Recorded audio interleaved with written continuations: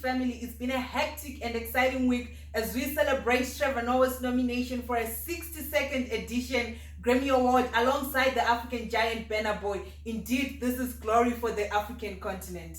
Welcome to yet another exciting episode as we bring you the best from our brewery right here on this platform, where we discuss visionary leadership and some of the critical issues affecting modern day Africa. And I'm your host, Tanyara Dzwamteredzi. Now, there's been a marked increase in the number of suicides globally, and sadly, cyberbullying is one of the causes. Our digital platforms have turned into crime scenes. And today in the house to shed more light on that subject, we have Mr. Simba Murondoti, who is an ethical hacker, head of cyber law for DBN Attorneys, authored the first academic text on cyber law, two-time national public speaking champion, Junior Chamber International Top Outstanding Young Person Award winner in 2018. Mr. Simba, how are you doing today? I'm excited. Thank you for having me.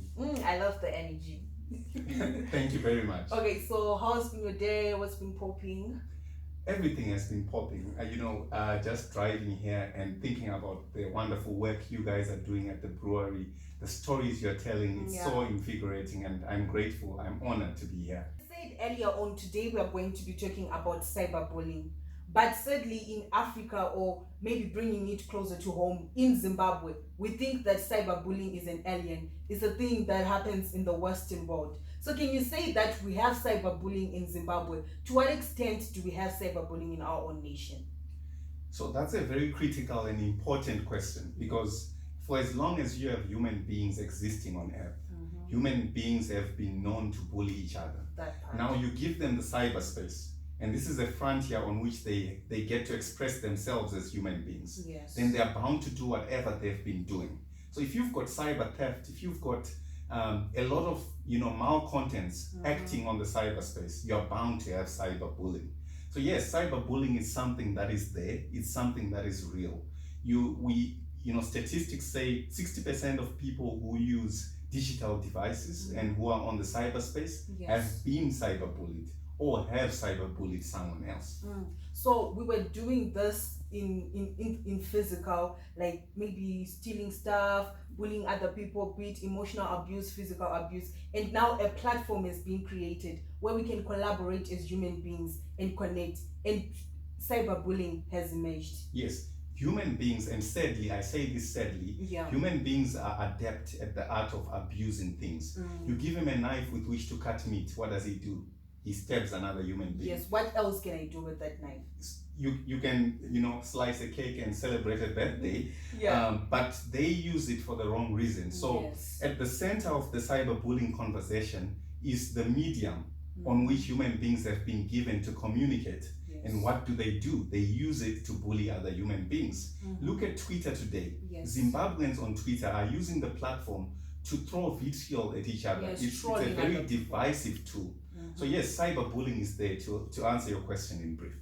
Okay, so it's really saddening, because when the social media platforms were provided, they were for us to communicate, be it in business, in the social world, in the political world, just to make sure that everyone is in touch, to create a global village. But sadly, it has turned into a crime scene. Yes, now people use them to cheat on their wives and their husbands. They use them to intimidate other people. And every time we turn to the gods of Silicon Valley, Larry Page, Mark Zuckerberg, and we ask them, what have you guys done? You have created a crime scene for the whole of the world.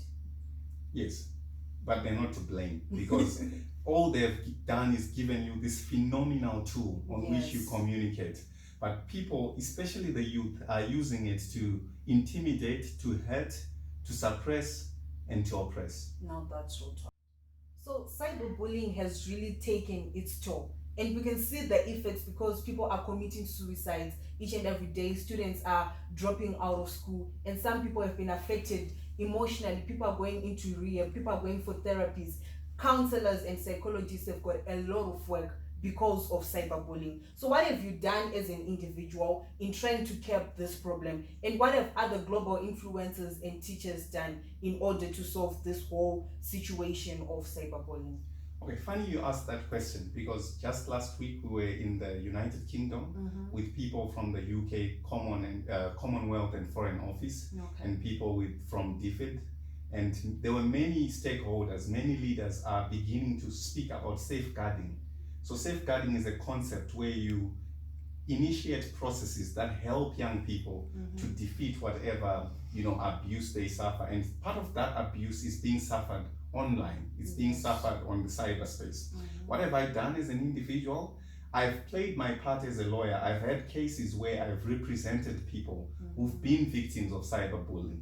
There's this new trend where people open very obscene pages on Facebook, and then you're a young girl, you're a young person, you suddenly see your picture on a website or a Facebook page purporting to be a prostitution site.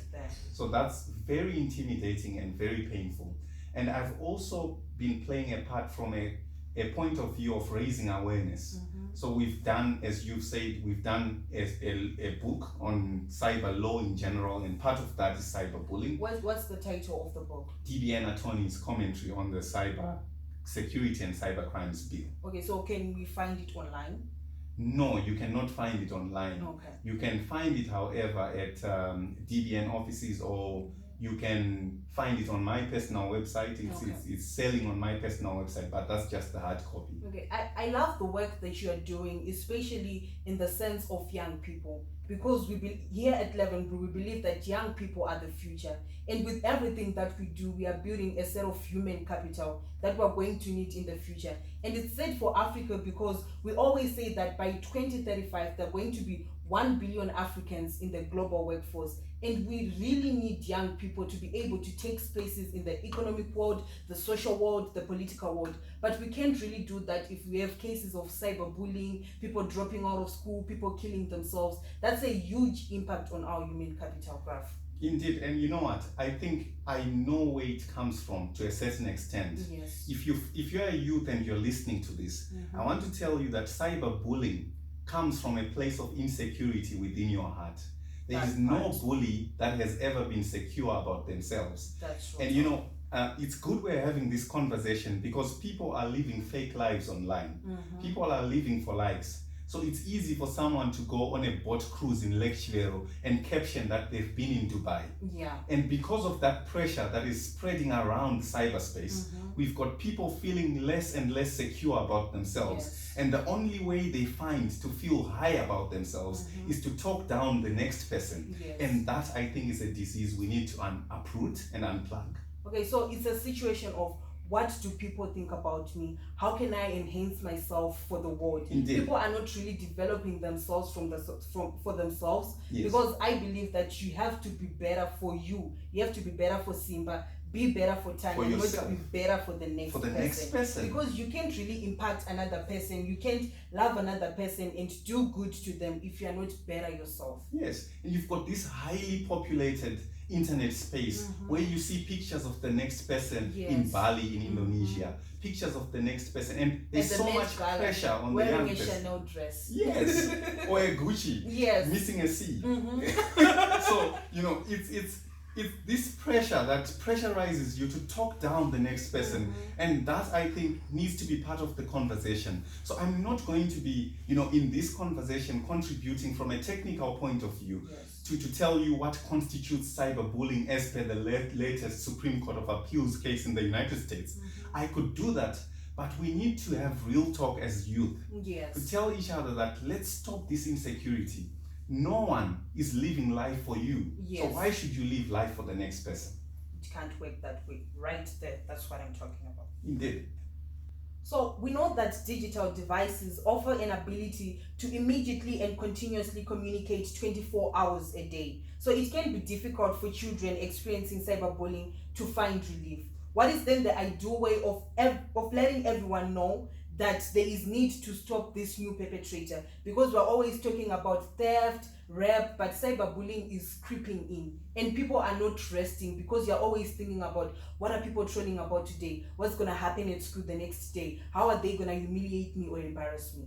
Awesome. So yeah, I wasn't really the brightest geography student at school, but I remember this concept they taught us. It has to do with, dousing a fire using fire. Okay. So if they're using the internet to spread vitriol and hatred, and bully other people, yes. the best way to douse that fire is by using the same medium, the internet, to spread awareness on these issues. Yes. So there's really little flying around to do with, anti-cyberbullying on the internet.